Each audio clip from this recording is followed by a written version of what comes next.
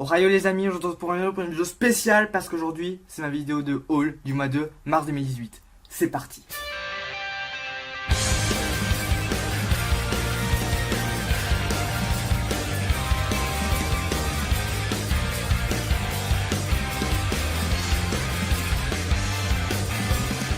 Et cette fois-ci, au lieu de 28 mangas comme le haul dernier, cette fois-ci j'en ai acheté que 12.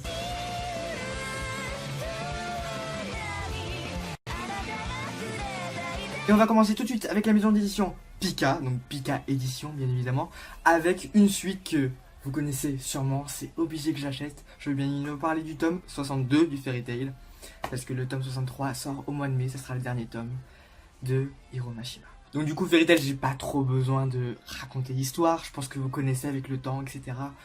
Fairy Tail c'est la base quoi, enfin... C'est Fairy Tail quoi. Déjà je suis super triste que ça se finisse au mois de mai quoi, le mois prochain. Puisque là je tourne actuellement au mois d'avril quoi, donc du coup c'est un peu triste que ça se finisse au mois de mai. Mais bon, toutes les meilleures choses d'une fin, hélas. Et voilà. D'ailleurs comme vous l'avez sûrement remarqué, comme je l'ai dit au début de la vidéo, c'est l'édition limitée. Donc du coup la jaquette elle est trop belle et tout. Elle est réversible bien évidemment, hein, tout ça. Mais elle est super belle. En plus j'ai reçu des petites badges qui sont là, que je vous mettrai une photo ici. Parce que sinon je peux pas vous les mettre comme ça parce que c'est trop galère. Après il faut que je les range et tout.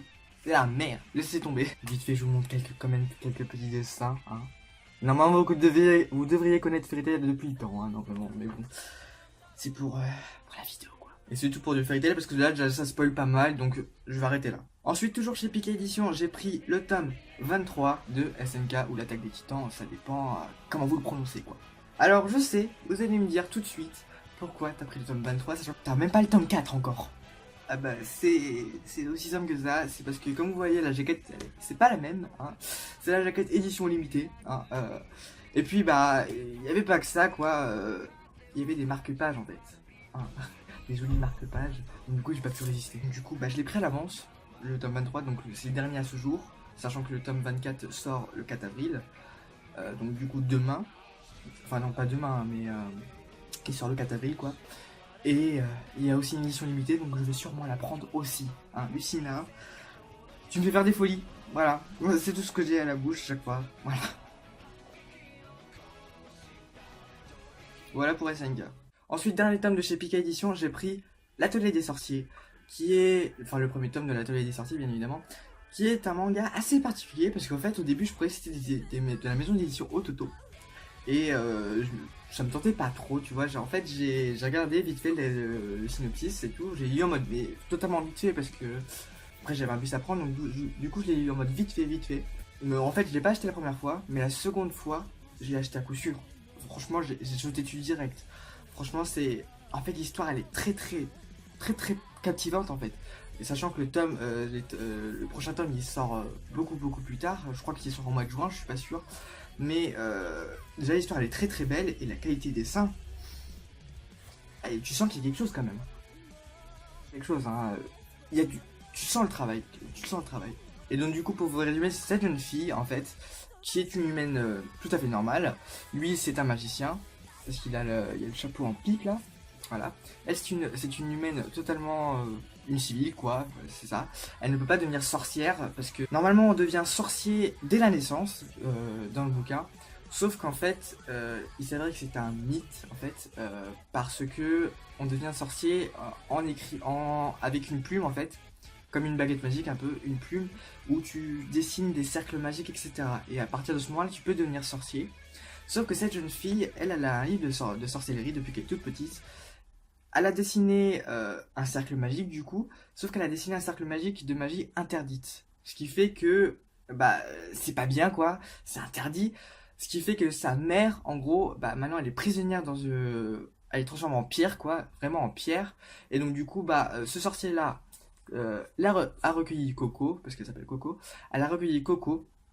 Enfin, il a recueilli Coco, et donc du coup, ensemble, ils vont essayer de délivrer sa mère tout en trouvant le pentacle. Ensuite, c'est le seul et unique tome que j'ai acheté de la maison d'édition Kiun. Je vais bien évidemment parler d'une suite, et je vais bien évidemment parler de Im, le tome 7. Alors, ce tome 7, je l'ai acheté au début du mois, je crois que c'était au début du mois de mars, si je dis pas de bêtises. Quand je l'ai acheté, t'as le vendeur, il me dit, il est super bien. Direct. Donc du coup, je me suis dit, bon, ok, on va voir ce que ça donne. Mais en fait, il est toujours sublime, quoi. Enfin, rien que le tome 6, il laissait beaucoup de questions. Mais alors là, celui-là, il est énorme, quoi. Pouf, je sais même pas comment vous expliquer en fait, parce que j'ai pas trop envie de vous spoiler non plus, parce que ce tome-là il spoil énormément, il y a beaucoup de secrets qui sont révélés, la magie est très présente dans ce tome aussi, donc voilà quoi. Rapidement je vous montre quelques petits dessins sans trop vous spoiler non plus, hein, parce que... Wow quoi, c'est... Il n'y a pas de mots. Voilà pour Im. Ensuite cette fois-ci à la maison d'édition Ototo, j'ai pris 2 suites et une nouvelle série. Donc du coup on va commencer sans plus tarder avec le tome 3 de Grimoire of Zero. Le fameux Grimoire of Zero que j'avais acheté les 2 premiers tomes dans mon haul dernier je crois, je sais plus, ou c'était le du mois de janvier, enfin j'avais acheté les 2 en même temps. Et le tome 3 il est juste beau en fait. Là par contre c'est moins centré sur Zero, c'est plus centré sur la bête du coup, la bête qu'il a comme serviteur.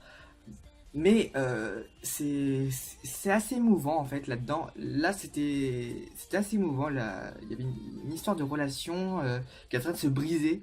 Et c'est assez émouvant en fait. Il y a même des amitiés qui se créent. Pas trop comment décrire ce tome, mais j'ai hâte de savoir la suite en tout cas. Mais qui ne sort pas tout de suite, je crois qu'il sort au mois de juillet encore. Ou juin, juillet, enfin. Vacances d'été, ou peut-être mois de mai, mais je suis pas totalement sûr. Mais en tout cas j'ai hâte de lire la suite parce que franchement... Je vous conseille de sauter dessus parce que c'est vraiment une histoire, mais waouh quoi, enfin, c'est juste sublime quoi. Ensuite, deuxième suite, toujours de la maison d'édition Ototo, j'ai pris bien évidemment le tome 4 de Re:Zero. Alors normalement, ils avaient dit dans le tome 3 que normalement ça devait être le dernier tome de cet arc. Sauf qu'en fait, pas du tout, parce qu'il y a un 5ème tome qui sort au mois de juin-juillet, encore une fois. Il y a beaucoup de mangas qui sortent au mois de juin-juillet. Qui sort au mois de juin-juillet, et du coup le dernier tome de cet arc c'est sûr, mais il y aura un 3ème arc, ils l'ont dit à la fin de cet arc là. Mais en tout cas ce tome là, déjà vu comment il est épais, c'était juste un truc de malade quoi, enfin là t'as vraiment un sentiment un peu plus que d'amitié entre Subaru et Ram bien évidemment, et t'avais même... On sait à quoi correspond maintenant. Les premières pages en fait, on a une sorte de flashback dans les premières pages du premier tome de l'arc 2. Et maintenant on sait à quoi ça correspond parce que maintenant ça répond à nos questions. Je vous dis pas plus de détails mais vous découvrirez par vous-même. Et enfin, dernier tome de chez la maison d'édition Ototo. Donc cette fois-ci j'ai pris une nouvelle série. Et c'était bien évidemment inimitable. Vous vous en doutez peut-être, mais c'est le tome 1 de No Game No Life. Alors ce tome 1 de No Game No Life, j'en ai beaucoup entendu parler. Donc du coup j'hésitais avant de me l'acheter quand même parce que ça me faisait lancer une nouvelle série. Sachant que le tome 2, il n'y a pas encore de date je crois, ou je sais plus. Mais il sort pas tout de suite donc du coup j'ai le time. Ça va, il y a le time. Mais en tout cas ce premier tome de No Game No Life, pour l'instant il suit pas mal l'anime. Sachant que ça m'a un peu étonné qu'ils le développent maintenant en manga. Sachant que l'anime, enfin... il n'y avait pas sorti de manga avant l'anime quoi. Enfin, ça m'a un peu étonné quand j'ai vu ça, je me suis dit pourquoi pas quoi. Par contre, là, dans ce manga, le fanservice est beaucoup plus présent que dans l'anime. C'est le seul point que j'ai remarqué, qui était vachement évident quoi. Et c'est pas à déplaire quand même, hein. C'est pas mal quoi. Mais sinon, si vous avez regardé l'anime, il suit très bien l'anime. Voilà, c'est aussi simple que ça.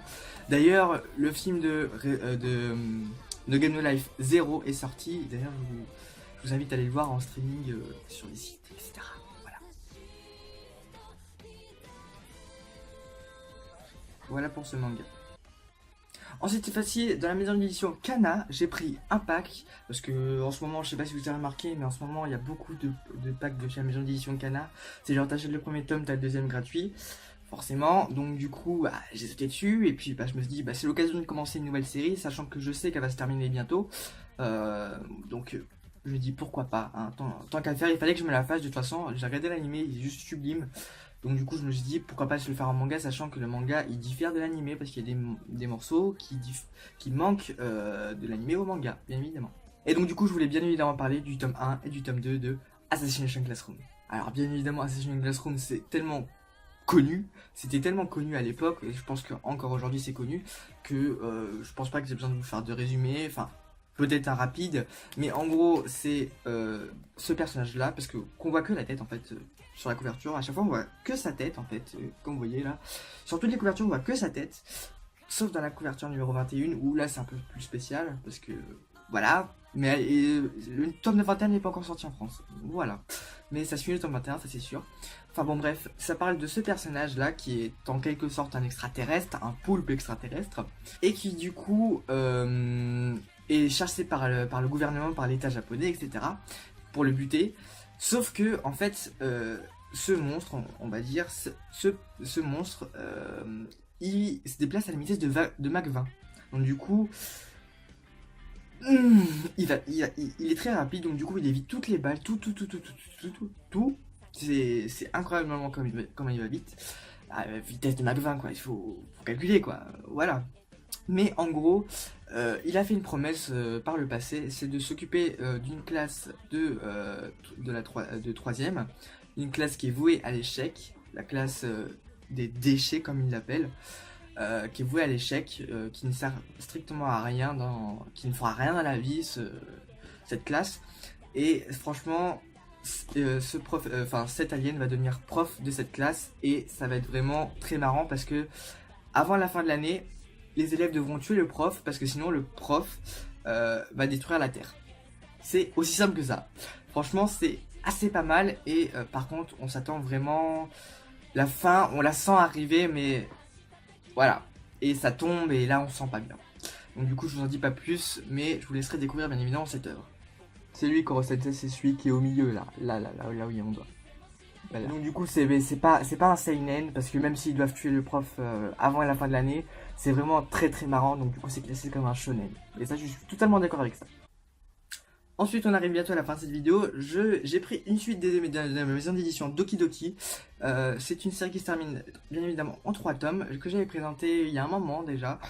Et j'avais bien aimé parler du tome 2 de Guren 5 que j'ai trouvé en occasion. Parce que en fait il faut savoir que Guren 5 c'est une série qui est très vieille, très très vieille, et donc du coup c'est assez difficile de se procurer ces tomes là, sachant que même si elle se termine en 3, donc du coup il me manque juste un tome et puis j'aurais terminé la série quoi, mais c'est assez compliqué de se procurer, donc du coup c'est pas assez régulier les achats, voilà. Mais en gros, je vous l'avais déjà présenté la dernière fois, donc du coup je vous irai faire dans un dernier haul, je sais plus c'est lequel, je crois que c'est le haul du mois dernier ou celui du mois d'après. C'est un des hauls quoi. Mais en gros, dans ce tome 2, là, tu sens que c'est quand même c'est travaillé, mais c'est un peu bâclé en fait. Parce que là t'as vraiment l'apparition du méchant principal, j'ai l'impression, c'est ce qu'ils ont montré à la fin. T'as l'apparition du méchant principal, mais je sais pas comment l'auteur il va arriver à boucler ça en un seul et dernier tome. Franchement, là, je suis curieux de savoir comment il va faire en tout cas. Ensuite, on va passer à l'avant-dernier tome de cette vidéo, qui vient de la maison d'édition Akata, et qui ce tome, enfin cette série, juste waouh quoi. Cette série, c'est juste du feu en fait. Si un jour vous avez la flemme de lire des seinen, enfin vous êtes lassé par le shonen pardon, que vous n'avez pas trop envie de lire des histoires à l'eau de rose de shoujo, franchement je vous conseille ce manga parce qu'il est juste, c'est de la baume en fait. C'est waouh, enfin ça fait réfléchir à mort ce manga. C'est genre c'est super beau en fait, c'est super terre à terre et tout. Oh, mais c'est juste waouh quoi. Enfin, je vais vous raconter vite fait l'histoire, mais je viens d'en parler du tome 1 de Éclat d'âme. Et donc du coup, ça parle de qui? Ça parle de ce jeune garçon qui en fait va venir à se suicider en fait, à faire une tentative de suicide. Pourquoi? Parce qu'en fait un de ses camarades de classe l'a vu sur son portable et en fait il regardait du porno gay. Donc du coup la rumeur s'est répandue, enfin c'est pas vraiment une rumeur mais ça s'est répandu dans tout le lycée et il en est venu à se suicider. Sauf qu'il ne l'a pas fait parce que cette jeune femme là, qu'on voit pas trop mais qui est là, allait elle aussi se suicider, enfin à sa façon. La route elle est sur la montagne, donc du coup le gars pouvait sauter et se tuer quoi. Sauf qu'il ne l'a pas fait. Il a suivi la nana parce qu'elle n'est pas morte. Allez savoir pourquoi elle n'est pas morte. Justement c'est ça qu'on va essayer de deviner aussi. Elle n'est pas morte cette nana parce qu'elle est un peu spéciale aussi, mais voilà, elle n'est pas morte. Donc du coup il va essayer de chercher cette jeune fille qui a essayé de se suicider, cette jeune femme qui a essayé de se suicider. Et il va tomber sur un club d'aide, je sais plus comment trop ça s'appelle, où tu parles de tes problèmes, etc. Genre quand t'es en cure de désintox ou un truc comme ça. Tu échanges avec certaines personnes qui ont le même problème que toi des fois, et ça peut permettre d'aider, de se débloquer ou un truc comme ça. Et donc du coup, ce jeune garçon va rejoindre ce club, et il va trouver plein de gens dans le même cas que lui, enfin dans à peu près le même cas que lui, parce que il y a aussi bien des lesbiennes que des gays, enfin, il y a de tout en fait. C'est vraiment dans tous les problèmes et c'est vraiment super qu'en fait. Franchement, j'ai failli pleurer j'ai failli pleurer à la fin de ce tome. Franchement, même si c'est qu'un seul tome, j'ai déjà envie de lire la suite. Enfin, c'est juste sublime. S'il y en a un que je veux vous conseiller, c'est celui-là. Malgré son prix qui est à 7,95 je crois, mais je vous le conseille très très très fortement. Et enfin, dernier tome de cette vidéo. Cette fois-ci, c'est la maison d'édition Soleil Manga et j'ai pris une pseudo-suite, en fait, c'est plutôt un second arc mais c'est toujours le premier tome du second arc du coup. Et je veux parler de Hunt Beast Side. Pour moi, alors, en fait, je disais Beast Inside, mais en fait, c'est Beast Side. Donc du coup, Hunt, le jeu du loup-garou. Cette fois-ci, bien évidemment, c'est la suite de Hunt, le jeu du loup-garou tout court, en fait, qui était divisé en 3 tomes. Et donc du coup, là, c'est la suite. Cette fois-ci, dans Hunt, le jeu du loup-garou, le premier arc, elle était villageoise. Et cette fois-ci, elle est du côté des loups, en fait. Là, c'est le second arc du côté des loups. Et franchement, ça se lit méga vite parce que, malgré le nombre de pages, en fait, ça se lit très très très, très rapidement, tellement t'es dedans, en fait. T'as trop envie de savoir c'est qui le meurtrier, etc. Et en plus, il y a des nouveaux rôles dans ce deuxième arc, il y a des nouveaux rôles. Notamment le rôle des jumelles. C'est deux villageois qui savent qui ils sont, bien évidemment. C'est le rôle des jumelles. Il y a aussi le rôle du protecteur, en fait, qui peut protéger quelqu'un pendant la nuit. Et donc du coup, si cette personne est protégée, les loups-garous ne peuvent attaquer personne d'autre. Donc du coup, ça corse un petit peu. Et cette fois-ci, au lieu qu'il y ait 2 loups-garous, cette fois-ci, il y en a 3. Donc du coup, c'est encore plus palpitant, quoi. Donc du coup, Hunt le jeu du loup-garou, si vous connaissez pas, je vous réfère à ma vidéo que j'avais consacrée totalement à Hunt le jeu du loup-garou. Donc du coup, je vous y réfère si vous savez pas ce que c'est. Et déjà, regardez-moi cette jaquette arrière. Voilà, là on voit bien. Cette jaquette arrière avec le magnifique loup et la lune rouge. Enfin, c'est...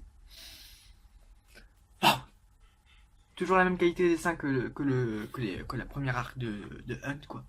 Et pour l'instant, de ce que j'en sais, niveau goritude, enfin je sais pas si ça se dit, mais niveau gore, etc., c'est à peu près le même tome, c'est à peu près le même délire que le premier arc. Donc ça va, mais c'est encore beaucoup moins montré. Il y a quand même quelques scènes, mais c'est beaucoup moins montré. Voilà. Et donc du coup, c'est la fin de cette vidéo, j'espère qu'elle vous aura plu, que je vous aurai envie d'acheter notamment Hunt ou Écladam par exemple, qui sont... Enfin, Écladam, mais... C'est une bombe ce manga. Franchement, là pour l'instant, c'est mon coup de cœur de l'année. C'est juste. Enfin. Waouh. Il n'y a pas de mots. Bref. Voilà. Et sur ce, je vous dis à la prochaine pour une nouvelle vidéo. Portez-vous bien. Ciao tout le monde. Sayonara.